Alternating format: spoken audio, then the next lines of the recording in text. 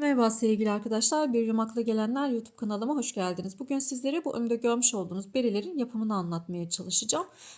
Beremiz file model olarak geçiyor. Şöyle orta noktasından başlıyoruz. Bu kısımdan trabzanla başlıyoruz ve daha sonrasında kafeslerimizi, filelerimizi yaparak devam ediyoruz.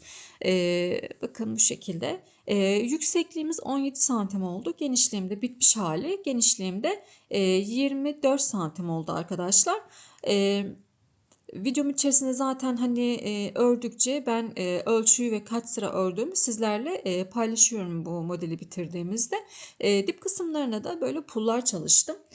Pullarımızda bakın bu şekilde böyle ince boncuk satan yerlerde bulabilirsiniz. Her yerde bu pullardan mevcut. Bunun büyüklüğü 9 milimlik bir genişliği var, çapı, yani buradan bu kısım 9 milimlik bir genişliği var.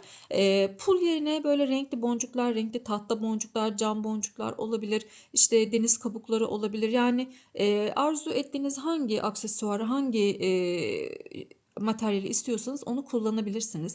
Veya ben materyalsiz yapmak istiyorum, eklemek istemiyorum derseniz de yine video sonunda bunu pulsuz nasıl yapılabileceğini de yine anlatıyorum. Yetişkin boy çalıştım bu arada. Kullanmış olduğum ipim de 330 metrelik bir koton ip kullandım. İstediğiniz iplerle yapabilirsiniz. Koton iple yapmanızı öneririm ama yazlık kullanılacağı için koton iple yapmanızı öneririm. Bu koton iplerinde inceleri ve kalınları var arkadaşlar. Benimki ince olan 330 metrelik. Yine kalınla işte buradaki başlangıç sayısını nasıl ayarlayacağız onu da yine videomun içerisinde bulabilirsiniz. Tüm detayları veriyorum. Tığ olarak da 5 numara 3 milimlik bir tığ kullandım.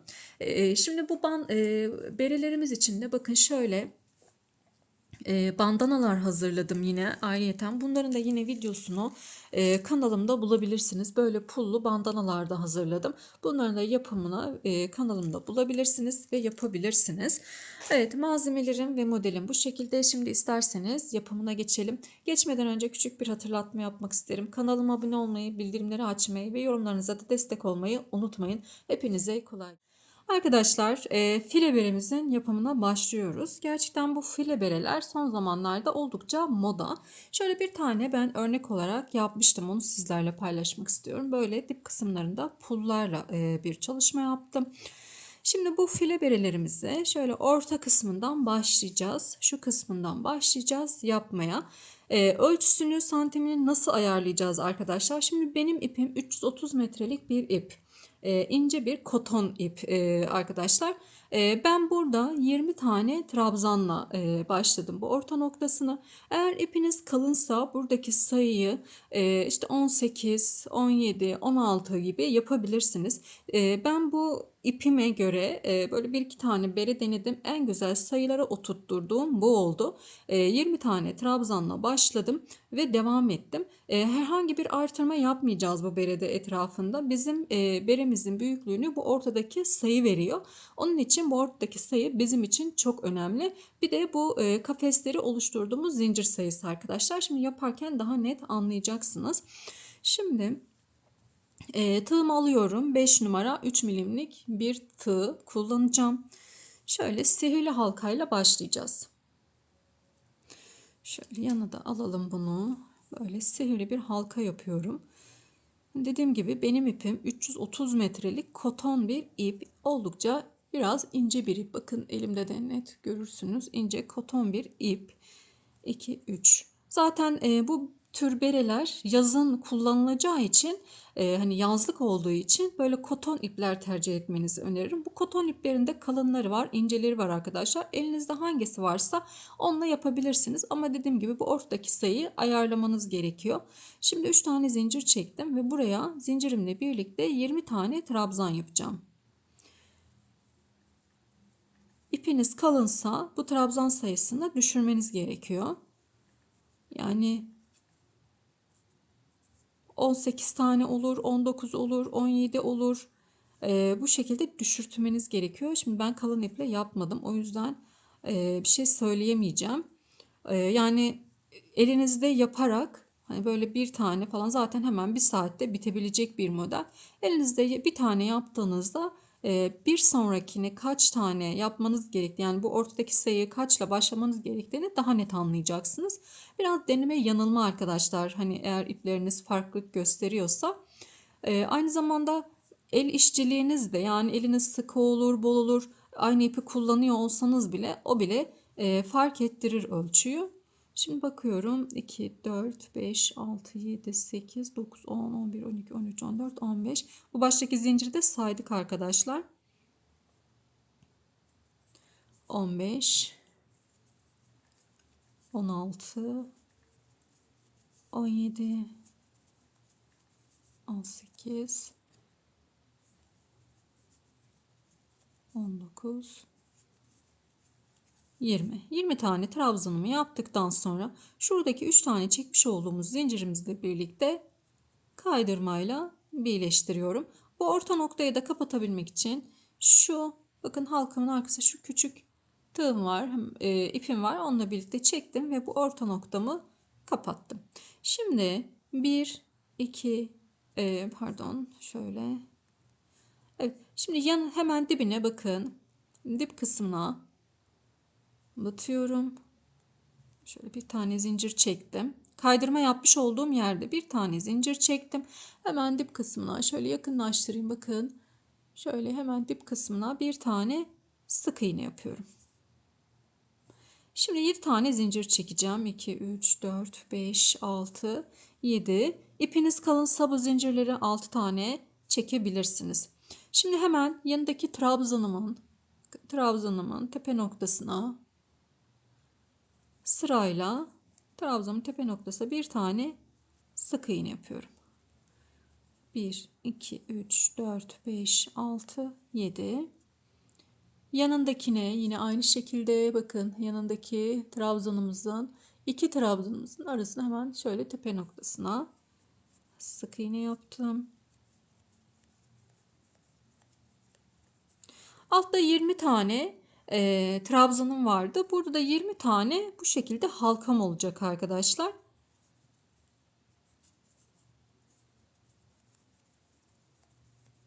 Yedi. Yanındakine bakın, her bir trabzanın tepe noktasına bir tane sık iğne ile bağlıyorum. Bu 7 zincirlerimi yapıp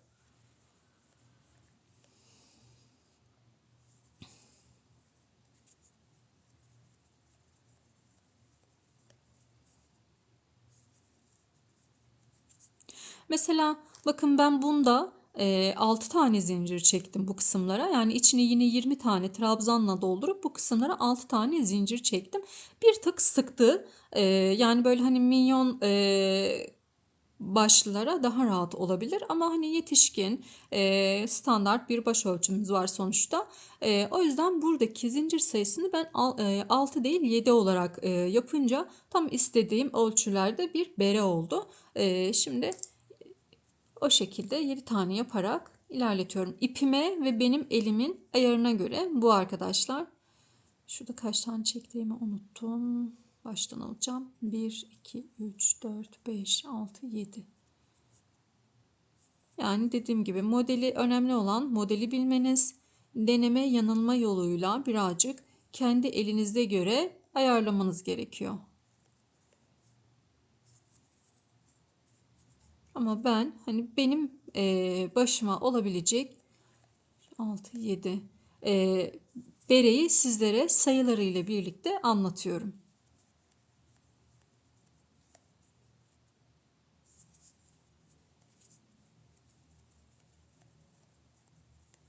Her bir trabzanımızın tepe noktasına bir tane sık iğne yapıyorum.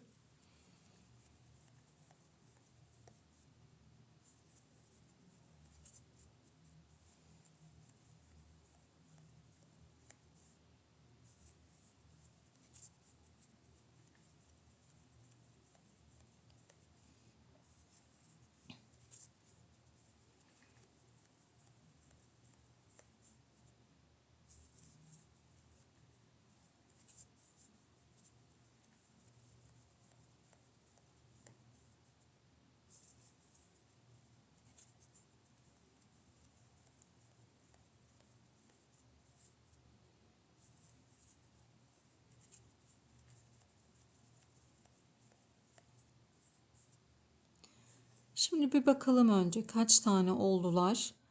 1, 2, 3, 4, 5, 6, 7, 8, 9, 10, 11, 12, 13, 14, 15, 16, 17, 18 tane olmuş. 20 tane olması gerekiyor. 18, 1, 2, 3, 4, 5, 6, 7. Bakın zaten bir tane daha var. 19.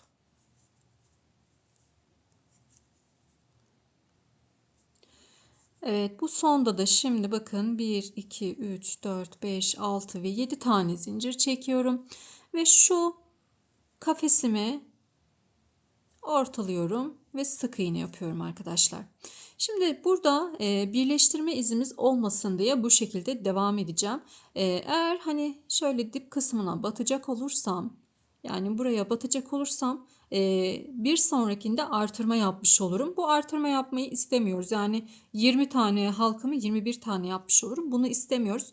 O yüzden 7 tane zincir çektim. Hemen yanındakinin şöyle tam bu halkamın içerisine battım ve burada tam 20 tane halkam oluşmuş oldu arkadaşlar. Evet. Şimdi hep aynı şekilde devam edeceğiz. Ve buraya da bir tane işaretleyici şu anda yaptıktan sonra bakın 1, 2, 3, 4, 5, 6, 7 tane zincirimi çekiyorum. Diğer halkaya, yani şu altta yapmış olduğumuz halkaların içerisine sık iğne yapıyorum. Buna da bir tane işaretleyici takacağım. Neden takıyoruz? Kalmış olduğumuz yeri unutmamak için, yani başlangıç noktamızı unutmamak için bir tane işaretleyici takıyorum. Böyle işaretleyiciniz yoksa ip takabilirsiniz. Şimdi yine 7 tane zincir çekiyorum. Ve halkamın şöyle bakın, halkamın orta noktasına sık iğne ile bağlıyorum. 7 zincir. Bakın benimki de böyle bu şekilde duruyor. Hani neden böyle halkalarımız bu şekilde duruyor derseniz benimki de o şekilde duruyor. Şimdi yanındaki halkamız yukarıya doğru böyle bir iki sıra, hatta 4, 5, 6, 7, hatta böyle bir marullanma olacak. Ondan da hiç korkmayın. O marullanma diğer sıralarda açılacak. 7 zincir.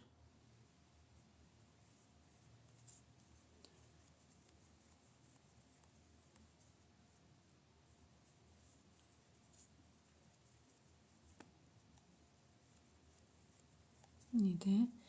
Bakın bunların tepelerine, şöyle boşluklara, zincir içlerine değil, şöyle zincir içlerine değil, şöyle bakın boşluklara sık iğneler yapıyorum.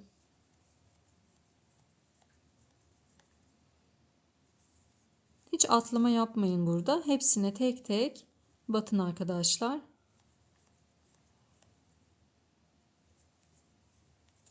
Bakın gördünüz mü? Marullanıyor benimkisi de. O yüzden hiç tedirgin olmayın. Açılıyor o.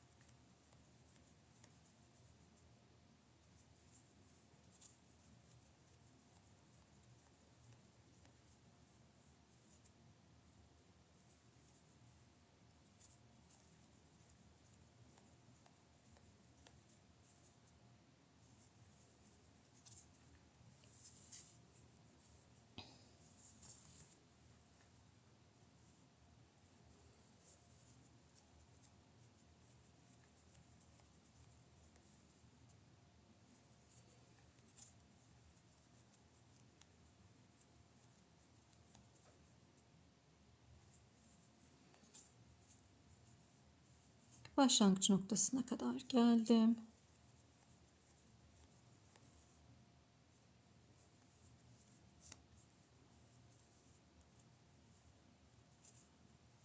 Evet. 1, 2, 3, 4, 5, 6, 7. Burası başlangıcımda. Buraya batarak tam 20 tane yine halkamı oluşturmuş olduğum sabitleyicimi çıkarıyorum. Çekiyorum şimdi 1, 2, 3, 4, 5, 6, 7 zincir çekiyorum yine. Yandaki halkama sık iğne ile bağlıyorum. Bu benim başlangıcım. Buraya işaretleyicimizi takıyoruz. Her sırada takarsanız başlangıç noktamızı unutmayız arkadaşlar. Yine aynı şekilde tüm halkalara sık iğneler yapıyorum. Bakın gördünüz mü? Marullu bir orta göbeğimiz var. O yüzden hani neden benimki marullu oldu? Hiç endişe etmeyin. Bu üst sıralara doğru açılıyor arkadaşlar. Bu marulluluk gidiyor.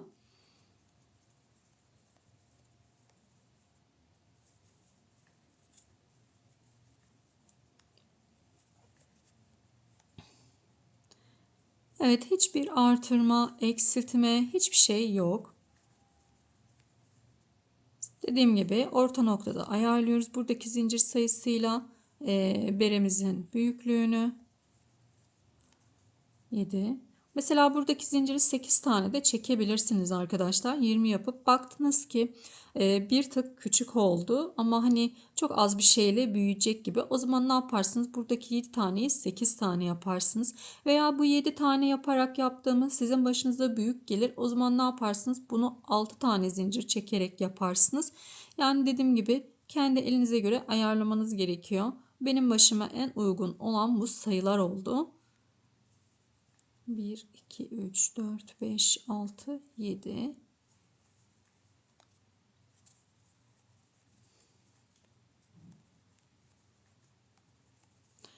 Şimdi sıra başına kadar bu şekilde ilerleyelim. Bakın her bir kafesimizin orta noktasına batıyorum.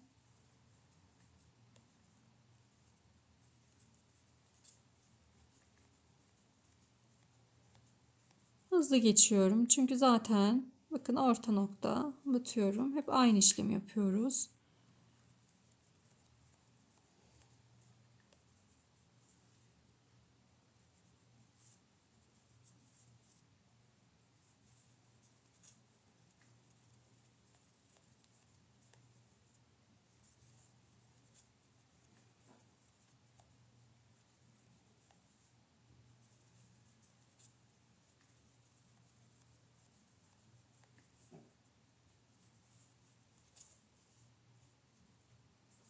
Hepimizde bulaşmasa. Bakın hala marulluk devam ediyor gördüğünüz gibi.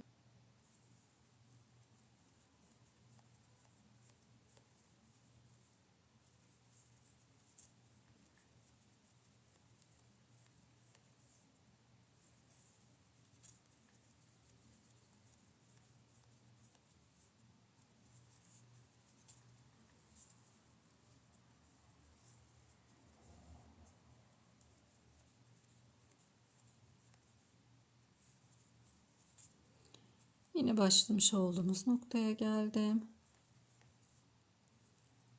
İşaretleyicimi çıkarıyorum. Ve şimdi yine 7 tane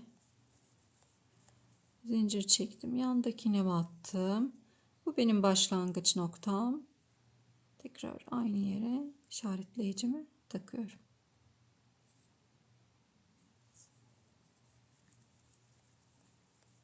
Evet. Bundan sonrası hep aynı şekilde ilerleyecek.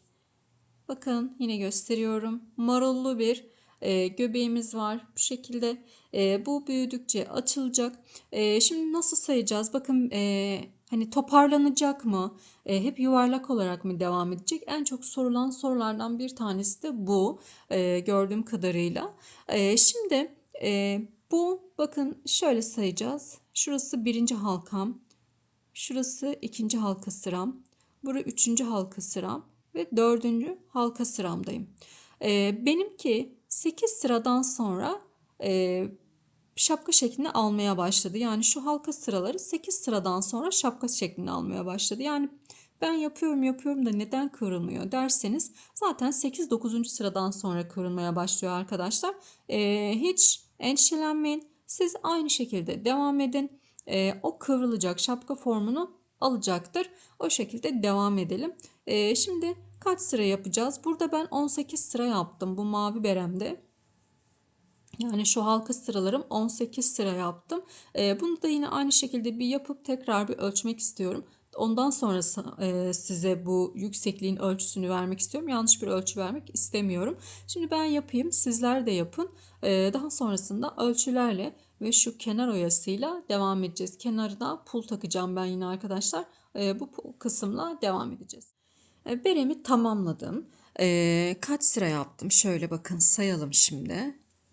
Şimdi şu trabzan sırasına değil de şuradaki ilk sıradaki hani kafesler yapmıştık ya arkadaşlar. O kafeslerden sayıyoruz. Şöyle bakın. Birinci sıram, ikinci sıram, 3, 4, 5, 6, 7, 8, 9, 10, 11, 12, 13, 14, 15, 16, 17, 18 ve 19 sıra ördüm. Şimdi şöyle bir yerleştirelim. Ütülemedim hiçbir şekilde. Ütülemeyeceğim bu beremi. Çünkü zaten başımıza taktığımızda esniyor, şeklini alıyor. Şimdi şöyle hemen şu ortadaki trabzan yapmış olduğumuz ilk yuvarlak sırasına itibaren ölçeceğim. Şu şekilde koyalım. Tamam. Evet, 17 santimlik bir yüksekliğim var. Genişliğimi de şu şekilde de ölçeyim arkadaşlar. Bakın buradan koyuyorum. Buraya kadar da 24 santimlik bir genişliğim var. Evet. Ve başıma ölçtüğümde de tam böyle başıma oturan bir bere oldu. Zaten çok uzun olmayacak. Yani tam alın bölgesinde biten, alın bitim bölgesinde biten bir model arkadaşlar. Şimdi son sırayı yapıyoruz. Son sırada benim böyle küçük pullarım var. İsterseniz şu şekilde büyük pullar da takabilirsiniz arkadaşlar. Her iki şekilde de nasıl arzu ederseniz. Veya deniz kabuğu boncuklar var. Onlarla da takabilirsiniz. Yani istediğiniz boncuğu takabilirsiniz. Ya da sadece son sırayı yapıp hiçbir şey takmadan tamamlayabilirsiniz. Nasıl isterseniz. Şimdi o son sırayı beraber yapalım. Şimdi bakın. Evet. Burada şu şekilde tamamlamıştık, bitmiştik. Yakınlaştıralım. Evet, bakın bu şekilde bittik. Şimdi burada bir tane zincir çekiyorum. Çünkü burası yüksek, burası alçak. Burada eşitliğimi sağlamam gerekiyor benim. Ne yapıyorum? Hemen şurada bakın sık iğneyle batmış olduğumuz yer var. Buraya batıyorum ve şöyle kaydırmayla içinden çekiyorum. Burada tabii ki bir zincir çektik, kaydırdık ve bu sık iğnenin tepesine battık. Evet, yine bir tane zincir çekiyorum. Şimdi yandakine batıyorum. Bir sık iğne. Tekrar yanındakine batıyorum. Bir sık iğne. 2 tane zincir çektim. Ve pulumu takacağım. Eğer pulsuz yapmak istiyorsanız önce pulsuz nasıl yapacaksınız onu göstereyim arkadaşlar. 3 tane zincir çekiyorum. Daha sonrasında bakın hemen şu 3 zincirimin dip kısmında şöyle 2 tane ipimiz mevcut. İlmeğimiz mevcut. Batıyorum ve içinden çıkarıyorum. Bu şekilde. Şimdi ben pullu yapacağım için 2 tane zincir çektim. Bu şekilde 2 zincir çektim. Şimdi pulumu alıyorum. Pullarınızın bakın şu uç kısmı şöyle birazcık fazla deli fazla olması gerekiyor. Yani buradan tığ geçmeli. Şöyle ölçeyim de bu pulun genişliğini sizlere. Kaç santim olduğunu. Bakın 8, 9 santimlik bir genişliği var bu pulun.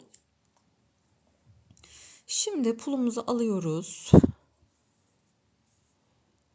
İçinden geçirdim. İpimi aldım. İçinden geçiriyorum. Burada bir tane zincir gibi yaptım. Sık iğne gibi. Ve bir tane daha zincir çektim. Şimdi az önce yapmış olduğumuz işlemin aynısını yapıyorum. Hemen bu zincirlerimizin dibindeki şu iki ilmeğimizi alıyorum ve kaydırıyorum.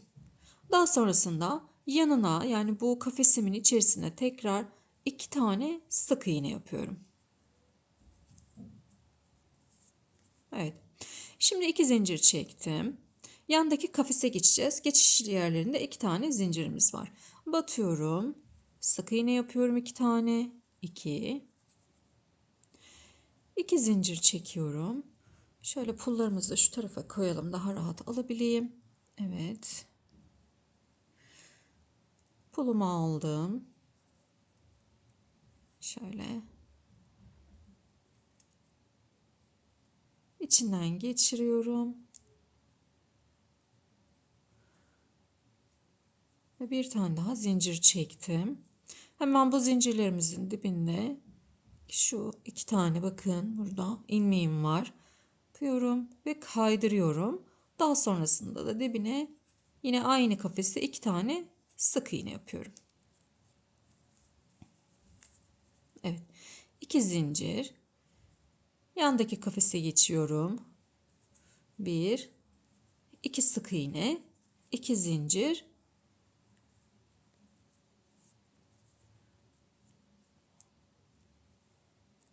Küçük olduğu için biraz böyle zorlanabilirsiniz. Evet. Tekrar bir tane daha zincir çektim ve kafesin içerisine şuradaki zincirlerim hemen dip kısmındaki ilmeğe kaydırma yapıyorum. Ve tekrar 2 tane sık iğne yapıyorum. Bakın şöyle pullarımızı da görelim.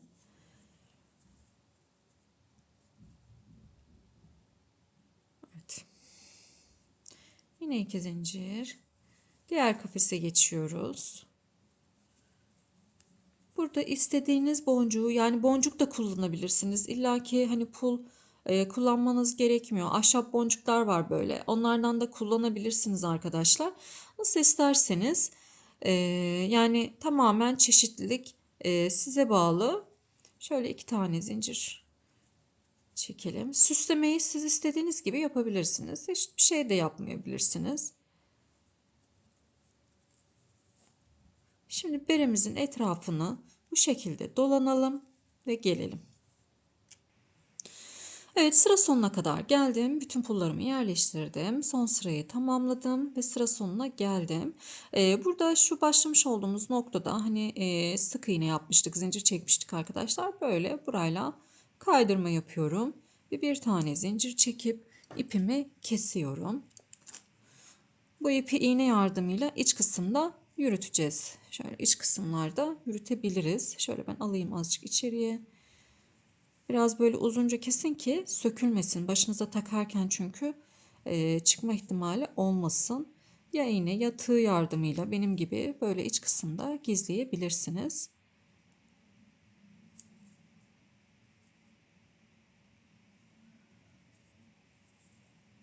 Evet, şimdilik böyle dursun.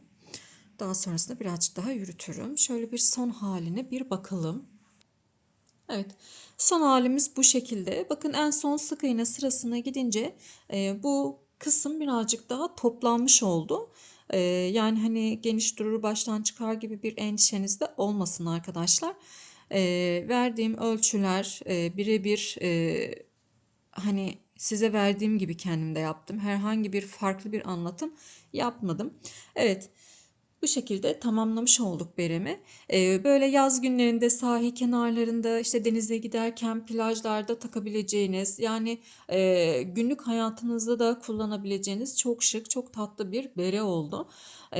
Böyle aksesuar seven arkadaşlarımız için böyle hemen bir saatte yapıp çıkabileceğiniz çok güzel bir bere arkadaşlar. Umarım kolaylıkla yapabilirsiniz anlatımımdan. Eğer takıldığınız bir yer olursa mutlaka sorun, yorumlarda sorun. Elimden geldiğince yanıtlamaya çalışırım. En iyi şekilde yapmanızı sağlamaya, en iyi şekilde yapabilmenize yardımcı olmak için elimden geleni yaparım arkadaşlar. Evet, şimdi beni buraya kadar izlediğiniz için teşekkür ediyorum. Kanalıma abone olmayı, bildirimleri açmayı ve yorumlarınızla da destek olmayı unutmayın. Hepinize sağlıklı günler dilerim.